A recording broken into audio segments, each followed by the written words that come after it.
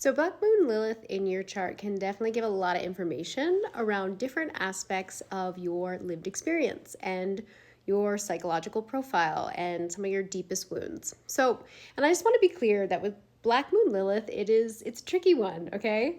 Because first of all, you got to look at the whole chart to really understand it. So, take note of that when I give any examples of different Black Moon Lilith here, but I just want to say that Black Moon Lilith, from what I have witnessed with all the charts I've studied and clients I've worked with, often shows up in two kind of different ways. In one way, and sometimes it's both, it's Black Moon Lilith can point to some deep wound, some kind of experience of shame, of being made to feel less than, or somebody trying to control you. So it's like some kind of wound that you're trying to do reparative work and to reclaim and just to re-own that power, right? Then there's another side to Black Moon Lilith, which again, it can be both, where it's also your Black Moon Lilith points to a shadow aspect of yourself that you need to come to terms with. That's something that might be unconscious and that's been kind of causing problems in your lives. So Black Moon Lilith really can point to so much information. Again, the wounding, but also a shadow element that you need to work on. So I'm going to give a couple examples, okay? And reminder, it can be both, right? And there's no shame here. The Black Moon Lilith, regardless of what arena it's in for you, it needs to have some healing work done on, which is why I'm obsessed with it as an astrotherapist, okay? So let's say, for example, maybe you have your Lilith in Aries in the 7th house, okay?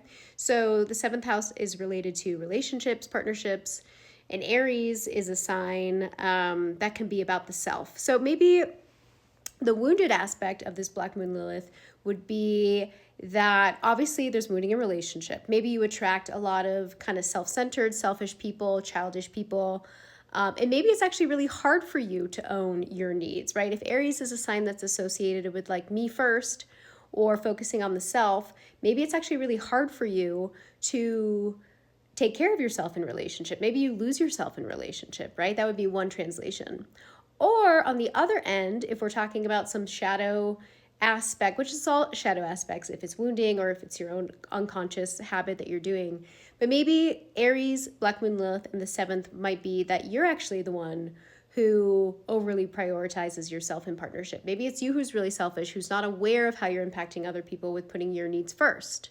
Okay, so you see how it's kind of tricky, and that's why you got to look at the whole chart, and that's why as an astrotherapist, I mean, I don't really fully understand somebody's Black Moon Lilith until we start talking, and I ask questions, and I learn more about their experience of how that energy shows up in their chart. So check out where your Black Moon Lilith is in your chart, what sign it's in, what house it's in, and obviously any aspects it's making to the rest of your chart. There's so much information here, certainly an area that needs some healing work to be done. So take a peek, stay tuned, I'm going to do more Black Moon Lilith videos, so thanks for being here.